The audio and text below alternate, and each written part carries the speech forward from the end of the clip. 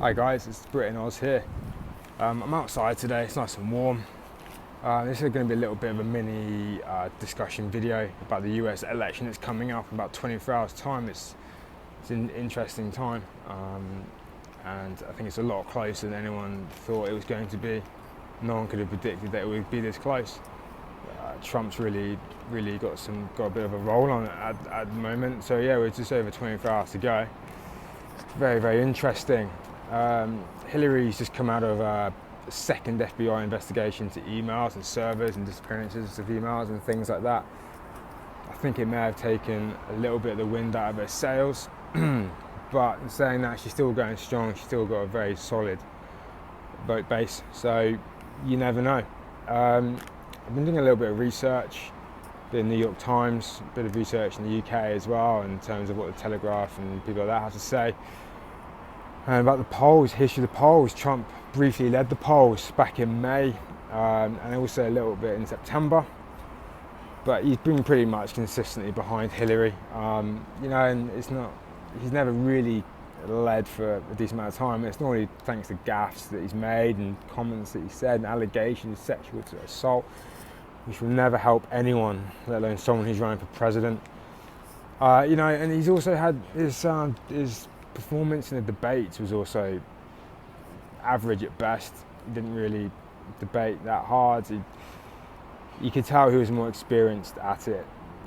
Hillary Clinton has done it. She's done it before, and she kind of outshone him a little bit. She didn't want to get dragged down to his sort of level. And to be fair to him, he didn't really try and sling too much. He did towards the end, I think, but as he realised what he was saying wasn't really working, but then it's not as bad as I think people thought it was going to be. Just looking at a little bit into the details, I guess. Race is a big divide in this election. I found some stats: 17% of Hispanics and 3% of African Americans actually back Trump, which is next to nothing, and it could be a massive problem for Trump, given that Hispanics represent more than a fifth of the population in 4 key swing states. So that's going to be a big issue for him. He's going to really struggle on those.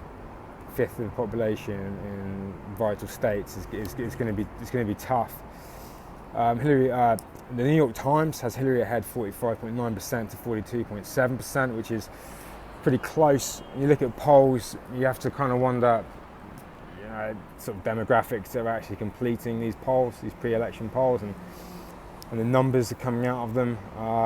They're just rough indications, but everywhere that I've seen is fairly close. I think your typical Democrat states are sticking by Hillary, and your sort of Republican states are sticking by Trump in the most part.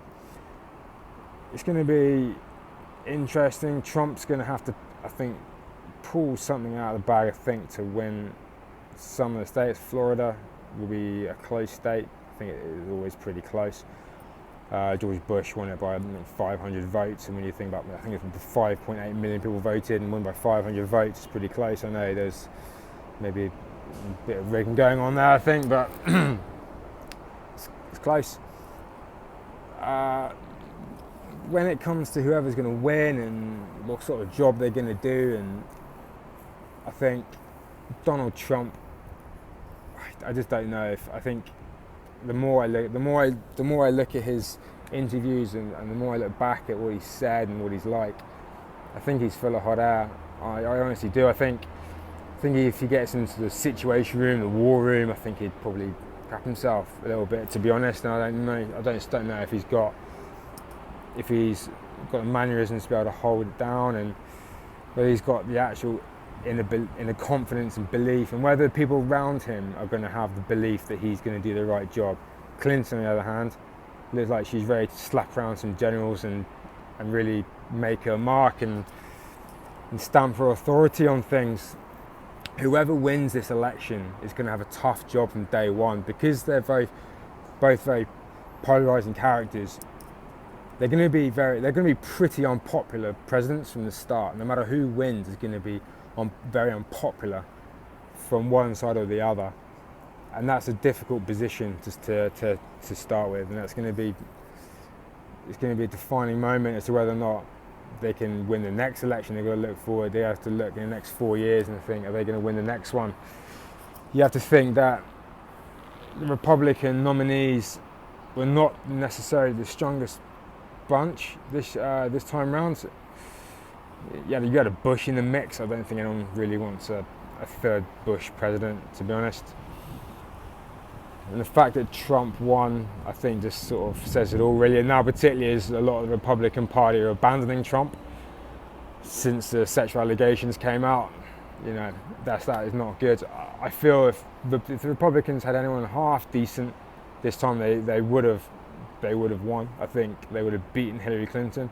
I think a lot of people are choosing Hillary because it's a lesser of two evils, and we'll see. I mean, I'm seeing stories and reports coming out of the States of riots outside of conventions and things like that, and Robert De Niro not shaking Arnold Schwarzenegger's hand because he thinks that he's going to vote for Trump, and Robert De Niro's come out very publicly in support of Clinton, and you know, that's all well and good, but I think people need to start growing up a little bit, and I think they need to start realising that whoever wins, they've got to band together and make sure that they do the best job possible.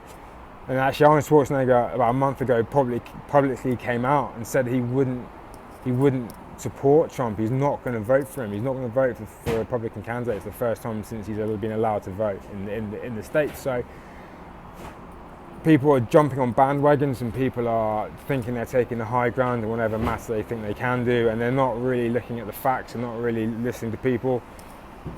You know, Hillary Clinton is bringing out some of the big guns. I see in one of the conventions she was with LeBron James and Snoop Dogg.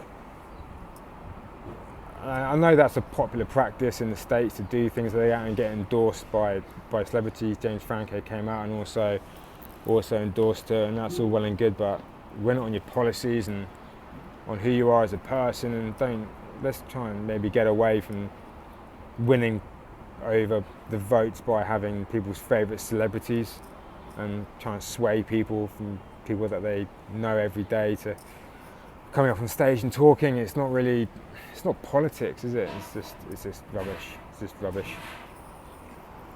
Who do I think is going to win? I would not be surprised if Trump won. I wouldn't be surprised if Trump won. I think there are a lot of people out in America who are almost embarrassed to be Trump supporters. They support Trump and his ideas, and publicly they are not going to say that because they're embarrassed at the fact that they are Trump supporters. But they go to the polling booth and they vote for Trump. I think there are a lot more people who are quiet about being Trump supporters than there are quiet about being Clinton supporters. I think there are a fair few of them. I think it's going to be a lot closer in the actual election than a lot of people think. We just have to wait and see. So election is tomorrow, but I'll be watching it closely. And yeah, thanks. Signing out. Thank you very much.